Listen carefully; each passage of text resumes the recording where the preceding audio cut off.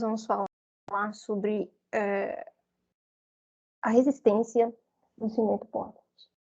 Então, nas outras aulas, a gente comentou a respeito dos outros ensaios, né, mais específica, ensaio de finura, peneiramento, pasta de consistência normal, tempo de pega, expansibilidade, e agora a gente vai para resistência. Então, é uma das propriedades mais importantes desse material. Ele vai determinar, nesse ensaio, através da ruptura com pressão dos corpos de prova, moldados com argamassa de cimento e areia normal, a resistência desse material. Bom, a gente vai utilizar a NBR 7215 de 2019, que vai falar da determinação da resistência à compressão de corpos de prova cilíndricos. Ou seja, nós vamos utilizar moldes cilíndricos para fazer a determinação dessa resistência. Então, os corpos de prova vão ter um diâmetro de 50 por 100 milímetros, ou seja, a altura dele tem 10 centímetros.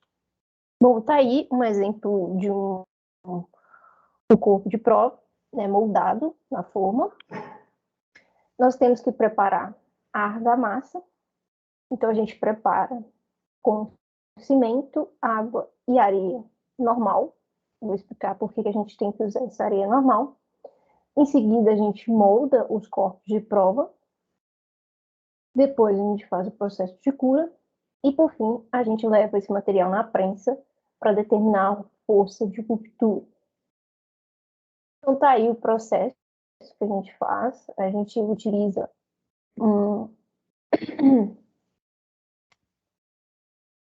uma cura úmida, normalmente, nesse ensaio. Então, a gente coloca os corpos de prova dentro de um recipiente com água para fazer essa cura. Bom, princípio. Nós vamos utilizar o corpo de prova cilíndrico, então tem diâmetro de 50 milímetros, mais ou menos, por 100 milímetros. Nós vamos utilizar sempre esse mesmo traço, 1:3. Isso significa que para uma quantidade de cimento, nós vamos ter 3 de areia.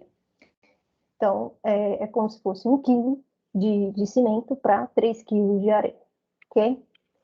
Então, nós vamos também utilizar uma relação de água-cimento fixa, que é igual a 0,48. Nós vamos fazer a cura submersa em água saturada com cal. E nós vamos romper esse material nas idades de 3, 7 e 28 dias. Então, nós vamos ter que preparar corpos de prova específicos para cada idade. Então, para cada idade, normalmente a norma estabelece 4 corpos de prova para cada idade.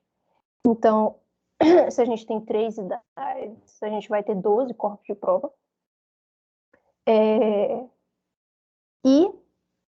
A gente faz a ruptura desses corpos de prova para cada uma dessas idades. Bom, então, o que seria essa areia normal? A areia normal ela é padronizada pela NBR 7214 de 2015, que fala da areia normal por ensaio de cimento, especificações. Bom, a areia, a gente tem que tomar muito cuidado com essa areia durante o ensaio,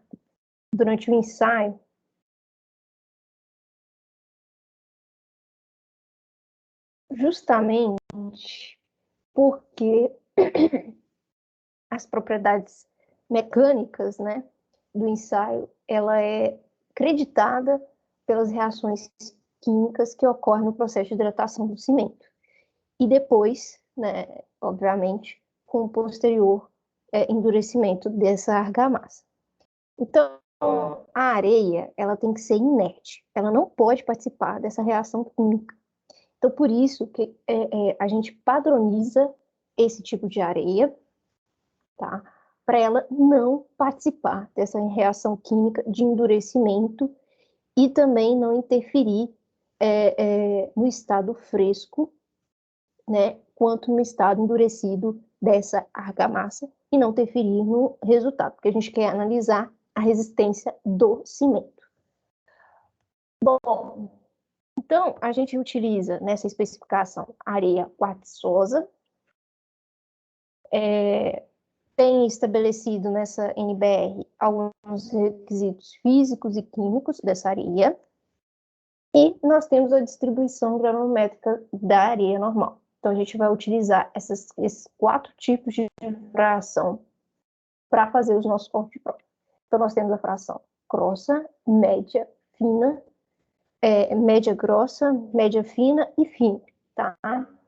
Então, elas são numeradas. A grossa recebe o número de 16, a fina, a média grossa recebe o número 30, e a média fina recebe o número de 50, e a fina recebe o número 100.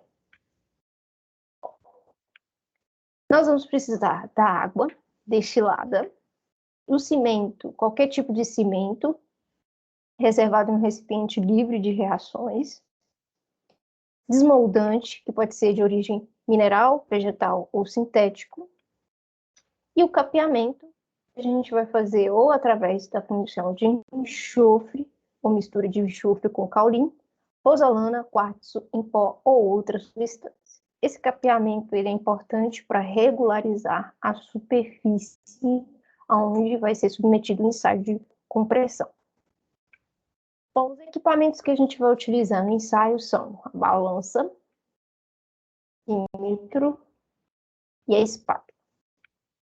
Exatamente de recipientes para colocar as frações dos materiais, uma régua metálica e um cronômetro. Nós vamos precisar também do misturador mecânico, do soquete e da retífica, dependendo do capeamento que a gente vai utilizar. Vamos precisar de um molde de 50 por 100 milímetros, né, 50 de diâmetro e 100 de altura, e a máquina de ensaio de compressão, a prensa. A gente vai para o processo de preparação da argamassa, do cimento. Então, a gente vai separar as quantidades de materiais. No caso desse ensaio, eu vou continuar utilizando o CP2E32 da marca Tupi. Então, eu vou pegar uma quantidade de 625 gramas. Estou fazendo aqui, tá, como forma de exemplo, né, com esse tipo de cimento, e reforço que é importante descrever qual é o tipo de cimento que está sendo utilizado no ensaio, justamente para fazer a verificação com a norma. Nós vamos usar a areia normal, 16, 30, 50 e 100, como eu mostrei anteriormente, com a quantidade de 468 gramas cada. Então, cada tipo dessas frações, a gente vai pegar essa quantidade. E nós vamos utilizar 300 gramas de água. Na mistura mecânica, a gente vai colocar o cimento. Depois, nós vamos colocar toda a água. Na verdade, a gente verte toda a água na cuba, depois vai adicionando aos poucos o cimento, mistura, começa o processo de mistura numa rotação baixa por 30 segundos, por isso que é importante utilizar o cronômetro. Aí ele está fazendo o processo ainda de adicionar o cimento aos poucos. A água tem que estar toda já na cuba, então ele vai lançando o cimento em intervalos regulares, tá?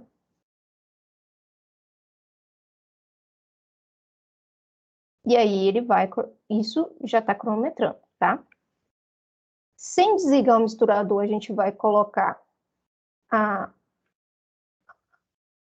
as frações, né, de areia por 30 segundos. Aí, depois que coloca todas as frações, a gente muda para velocidade alta durante 30 segundos. E aí, a gente desliga por 90 segundos. 30 segundos, nesse processo, né, de 90 segundos, a gente retira a argamassa das paredes do misturador e da pá, deixa no fundo, toda a massa no fundo desse recipiente. E aí, Depois que der o tempo, né, de 30 segundos, a gente cobre a cuba com pano úmido e espera por 60 segundos. Depois de 60 segundos, a gente liga o misturador em velocidade alta por 60 segundos. No processo de moldagem do tipo de prova, a gente precisa, assim que a gente terminar de fazer a mistura da massa, a gente tem que fazer o molde, preencher os moldes com essa argamassa. Mas antes disso, a gente precisa limpar os moldes, montar os moldes, ou seja, esse corpinho de prova que ele está pegando aí, você tem que montar ele, que tem aqueles parafusos, que tem que ser montado. Então, a gente vai montar toda a superfície interna com desmontante, pode ser óleo vegetal, enfim, é como eu disse para vocês. Então, com o pincel mesmo, você vai pincelando, untando toda a superfície interna do corpo de prova. Em seguida, né, imediatamente após a mistura da argamassa, a gente vai moldar os corpos de prova. E para isso, a gente vai preencher os moldes com 1/4 de argamassa e vai golpear 30 vezes a camada de forma uniforme. Então, a gente coloca um pouquinho, né? A gente meio que faz uma divisão assim, visual desse corpo de prova em 4 partes. Então, a gente preenche a primeira parte, né? E faz esses golpes, né, de forma uniforme na superfície dessa camada, 30 golpes, tá? E executa as outras 3 camadas, fazendo a mesma coisa, né? Fiz a primeira camada, fiz 30 golpes, passo para a próxima camada, golpeio 30 vezes, faço a próxima, 30 golpes, e a última, 30 golpes, e deixo um pouquinho de o material passando um pouquinho do corpo de prova, tá? Na última camada, após o adensamento, a gente tem que deixar um leve excesso de argamassa. Levar os corpos de prova para a câmara úmida por 6 horas. E depois disso, a gente rasa os corpos de prova, nivelando a sua superfície. Então, a gente deixa lá na câmara úmida, né, nesse processo de 6 horas, depois a gente rasa, né, o corpo de prova, nivelando a superfície. Esse rasar a gente faz com a régua.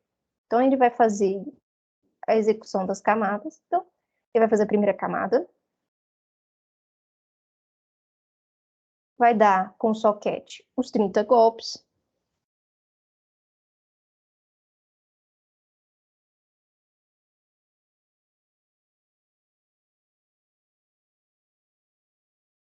de maneira uniforme, né? Ele vai para a próxima camada. Essas camadas têm que ser mais ou menos iguais, tá? Então, ele colocou a segunda camada, vai novamente dar os 30 golpes. Feito isso, ele deixa na câmara úmida, né, com um pouquinho de excesso, e depois a gente retira, nivela esses corpos de prova com a régua.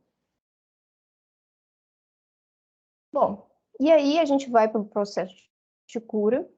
Então, a gente agrupa aleatoriamente séries de 4 corpos de prova para as 3 idades de ruptura e faz a identificação. Então, assim, aleatoriamente, a gente pega os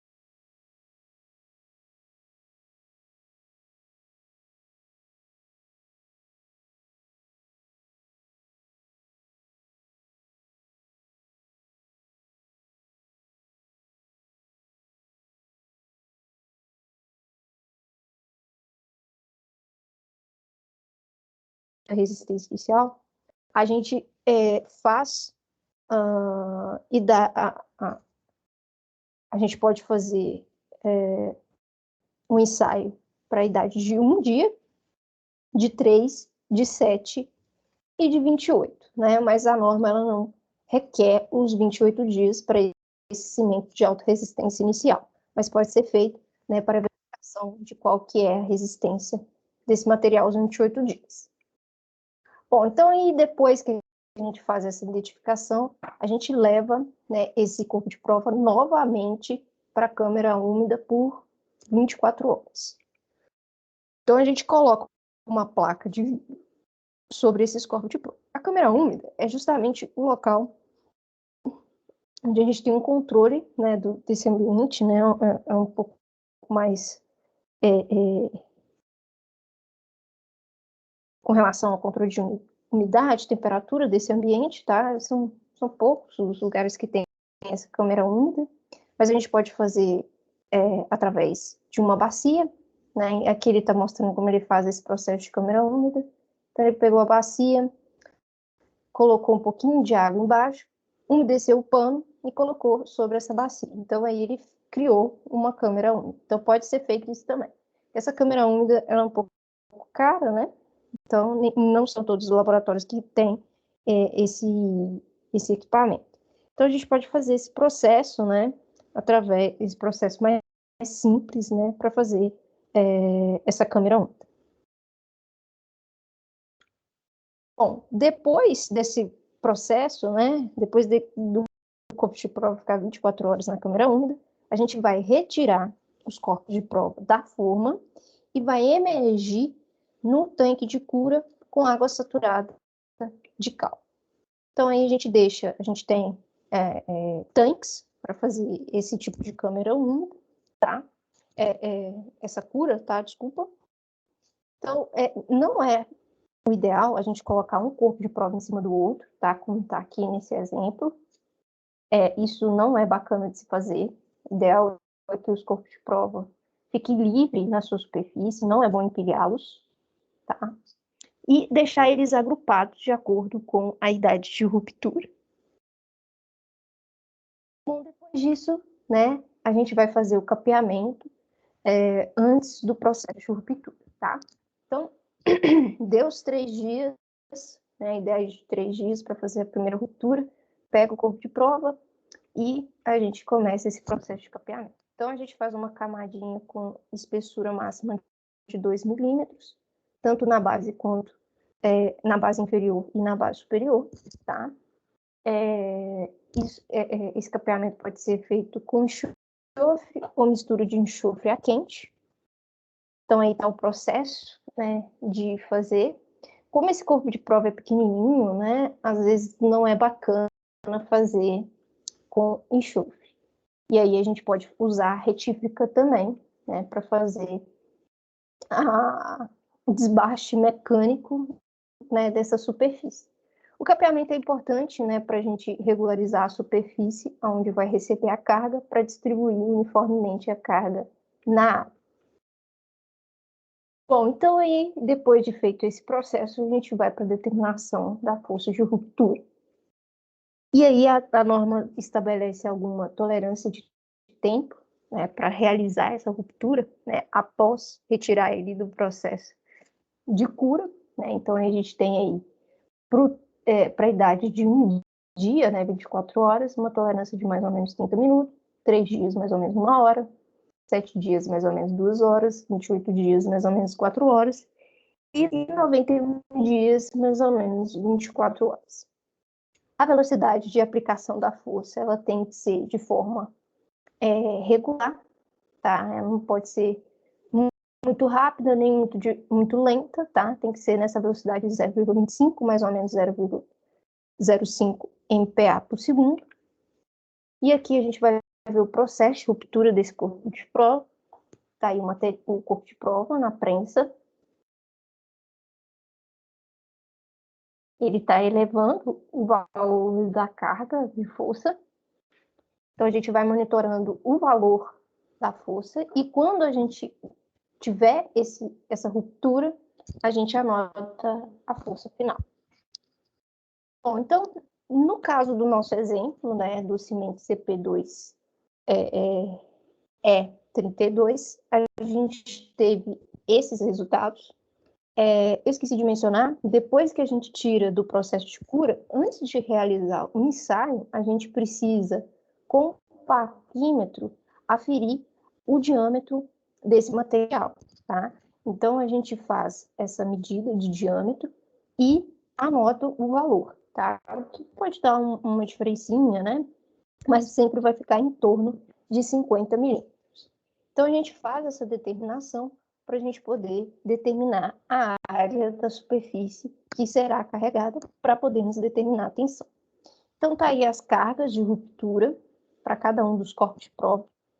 No caso do CP2, a gente tem que determinar as resistências para a idade de 3, 7 e 28 dias.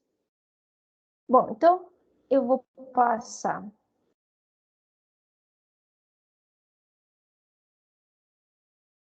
a determinar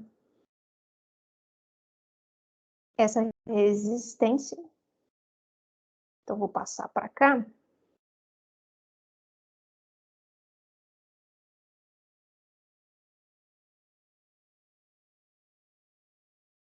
Então, nós temos aqui essa tabelinha, né, onde eu mostrei a determinação dos valores que foram obtidos, né, desse ensaio. Eu vou determinar aqui, tá, nesse exemplo, apenas para a idade de 3 dias, tá? Mas o procedimento, ele é igual para as outras idades. Então, aqui, a primeira coisa que a gente precisa fazer é determinar a área de cada um desses corpos de prova. Então, a área, como é um cilindro, né, a área da seção transversal vai ser calculada com π d ao quadrado dividido por 4.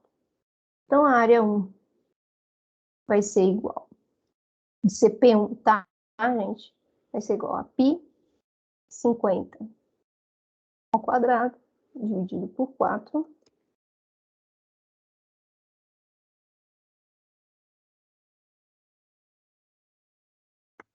Que vai ser igual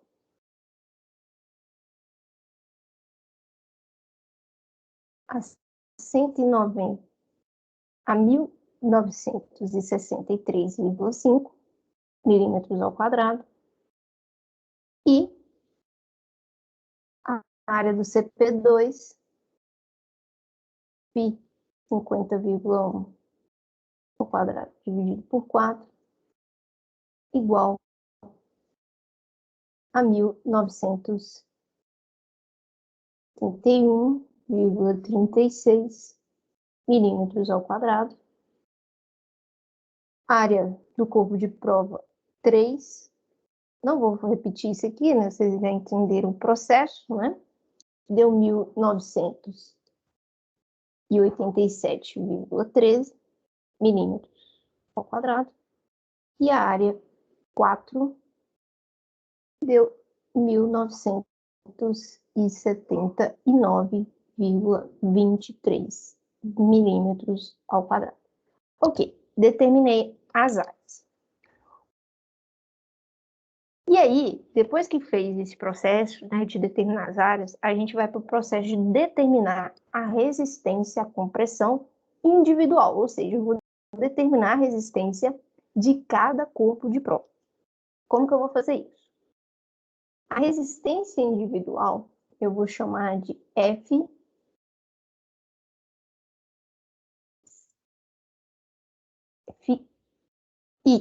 tá?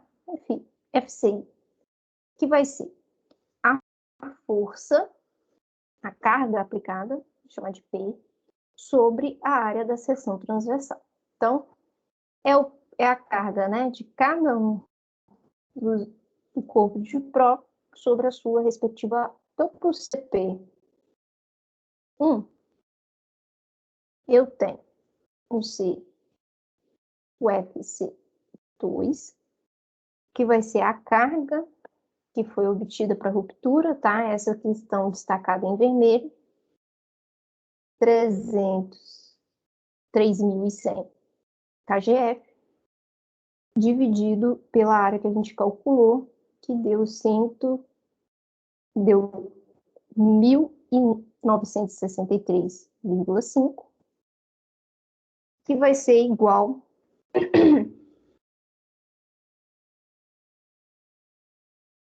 a 1,579 kgf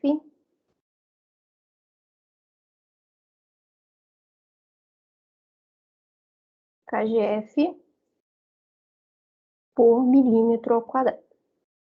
Só que a tensão, ela tem que ser dada em MPa. Então, para eu transformar em MPa, basta eu multiplicar por 10. Então, meu resultado vai ser 15,79 MPa. Então, eu vou fazer a mesma coisa para o CP 2, 3 e 4. Então, opa, aqui eu coloquei errado, né? É corpo de prova 1. Esse é o 2. Fazendo o mesmo processo, tá, gente? Utilizando essa carga de 3.043, dividido por 1971,36. Aqui eu já vou multiplicar por 10 para achar o valor em MPa. Então, vou achar 15,44 MPa. Então, vou pegando esse valor de carga que está aqui e vou dividindo pela área, né? E vou determinando o valor, né, dessa tensão para cada corpo de prova. Então, para o CP3, tá? Só para adiantar aqui, nós vamos obter 15,32 MPa. E para o CP4, nós vamos achar um valor de tensão igual a 15,46 MPa. Bom, feito isso, a gente vai para o segundo passo. O segundo passo é determinar a média dos resultados. Então, a gente vai determinar a média da tensão desses 4 valores. Então, eu vou pegar aqui 15,79 mais 15,44 mais 15,32 mais 15,46. Feito isso, corretinho, são 4 valores, né? Então divido por 4, eu vou ter uma média de 15,58 MPa. Ok, feito a média, a gente vai determinar a diferença absoluta. O que seria essa diferença absoluta? Seria eu pegar a média, 15,58, e subtrair com cada valor de tensão que a gente calculou para cada corpo de prova. Então, eu vou pegar essa média e subtrair pelo corpo de prova 1, que deu 15,79. Só que essa subtração tem que estar em modo, tá? A gente tem que encontrar valores positivos. Então, eu vou determinar aqui 0,21, passo para o próximo, então vai ser sempre assim, tá, gente? Só para vocês entenderem. Vou pegar sempre a média, o FCM, menos o FCI de cada corpo de prova, tá? E sempre em modo, valor em modo. Então, eu vou pegar a média aqui, 15,58, menos o segundo valor, né, para o CP2, que deu 15,44. Essa diferença deu 0,14. Passo para o próximo, 15,58 menos 15,32. E aí eu obtenho o valor de 0,26. E o último, 15,58 menos 15,46. E aí eu tenho 0,18. O que a gente tem que pegar aqui? Entre essa diferença absoluta, eu vou pegar o maior valor entre esses 4 valores que a gente determinou. O maior é esse 0,26. Então, esse valor que eu vou pegar. E esse valor que eu vou utilizar para determinar o desvio relativo. Então, o meu desvio relativo máximo, tá? Desvio relativo máximo, dado em porcentagem, okay? Vai ser a diferença absoluta máxima, 0,26, dividido pela tensão média, 15,58. Como é em porcentagem, eu tenho que multiplicar por 100. Então, fazendo esse cálculo, nesse caso, a gente vai encontrar 2%. Tá. E aí, o que eu faço agora? Bom, o que a norma diz? Ela fala que se o desvio relativo for menor ou igual a 100%, os corpos de prova são aceitáveis. Os resultados são aceitáveis. CPs aceitos. Caso contrário, caso eu tenha um desvio relativo maior que 6%,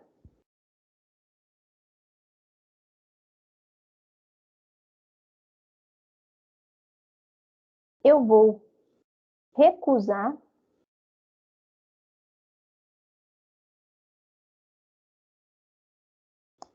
melhor recusar não, né? Vou excluir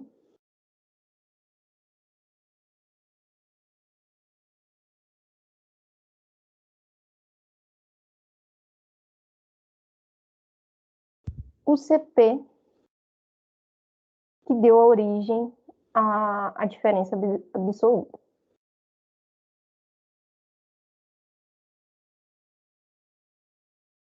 Como assim? Bom, se, por exemplo, nesse caso tivesse dado 7%, eu teria que vir aqui e refazer meus cálculos a partir do segundo passo. Como assim, professora?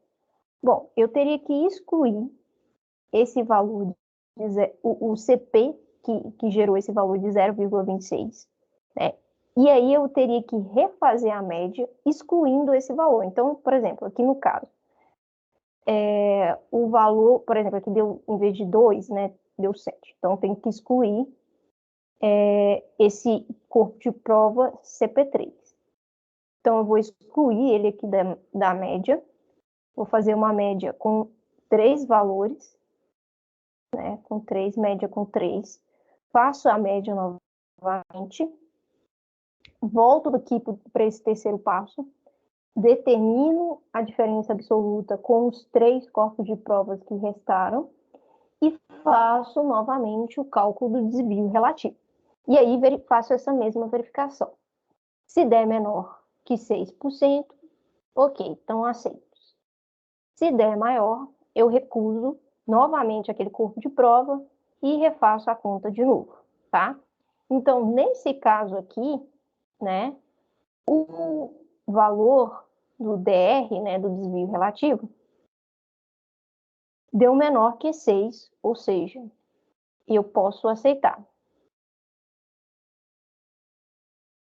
todos os valores dos corpos de prova. Assim, a tensão de 3 dias para esse cimento vai ser a média que a gente calculou, que é 15,58 MPa. Ok. Mas terminou? Não, não terminou. Porque eu tenho que pegar esse valor e comparar com o da norma. Então, vem aqui, deixa eu só dividir a tela aqui com vocês. Então, eu venho aqui, ó, na minha norma NBR 16.697, vou atrás do meu corpo de prova, ó, do tipo de cimento que eu estou analisando. Deixa eu só encontrar aqui retângulo, ok. Eu estou usando CP2E32, coloco aqui, ó. Tenho que verificar, né, a resistência, então eu entro aqui nessa coluna, estou verificando para a idade de 3 dias, então eu entro aqui nessa coluna aqui.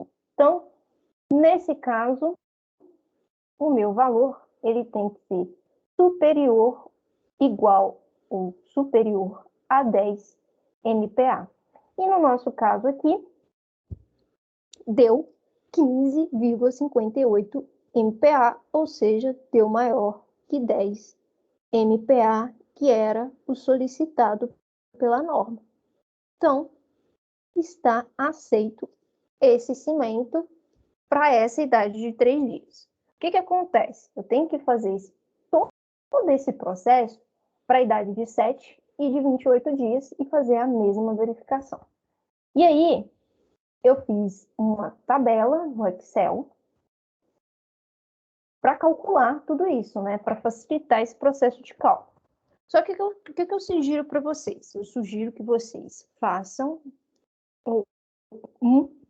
pelo menos, à mão, para vocês entenderem esse processo, para depois jogarem no Excel.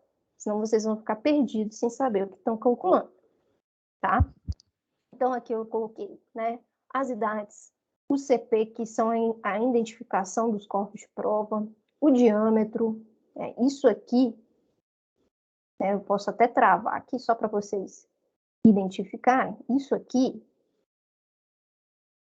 é o que vem para mim do ensaio, da tabela do ensaio, tá? Isso aqui já é dado do ensaio, ok? Esses valores aqui, vou até mudar a cor para vocês poderem conseguir identificar, esses valores que estão aqui, tá? Estão de branco aqui, ó, são os valores que a gente calcula, tá? Então, aqui, esses aqui são os valores que a gente entra, né, no Excel, né, que a gente obtém dos dados do ensaio, e esses valores são que a gente calcula, né? Então, a gente calcula a área, a tensão individual, vou colocar aqui, tensão de cada corpo de prova, né, de cada CP, a média, né, a média desses 4 valores,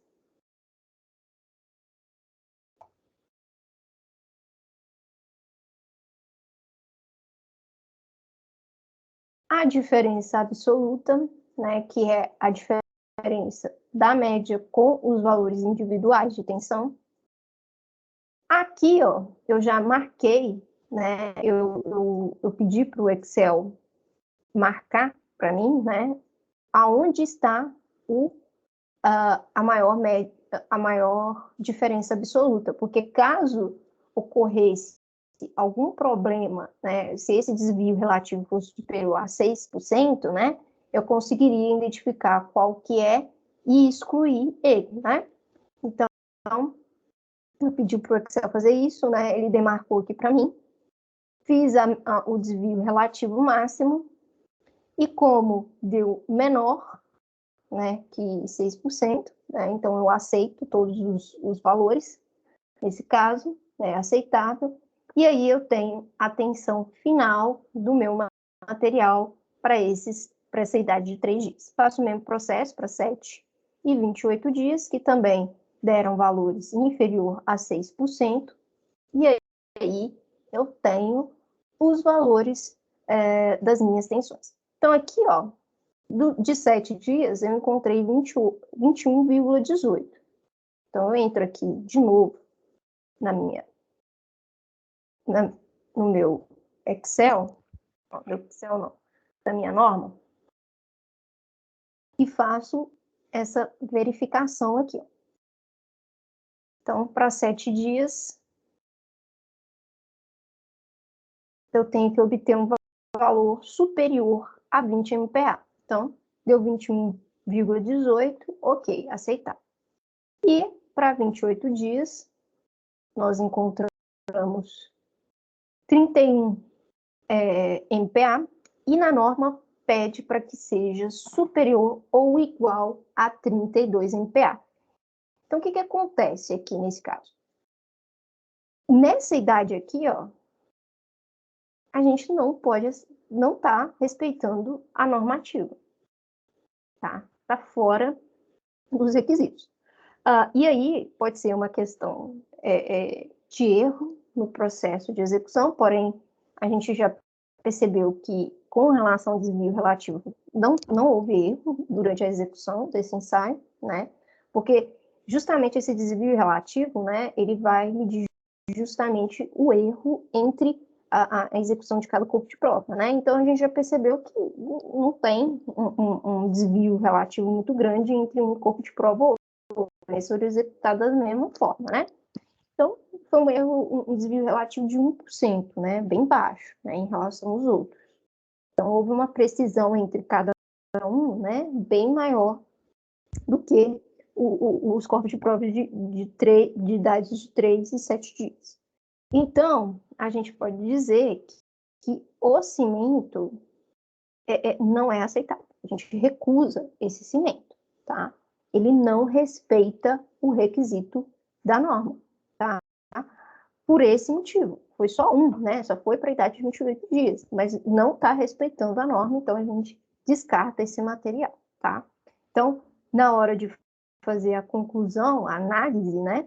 A gente tem que falar isso, né? A gente fala que apesar de ter passado, né, nas outras idades, de 3 e 7 dias, né, ter respeitado, porém, não respeita a idade de 28 dias e a gente recusa esse cimento, ok?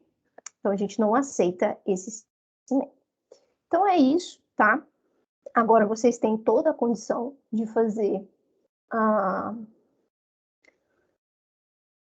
a lista de exercício 2, que eu vou passar para vocês durante essa semana, tá? Para vocês executarem, ok? Então, até a próxima aula.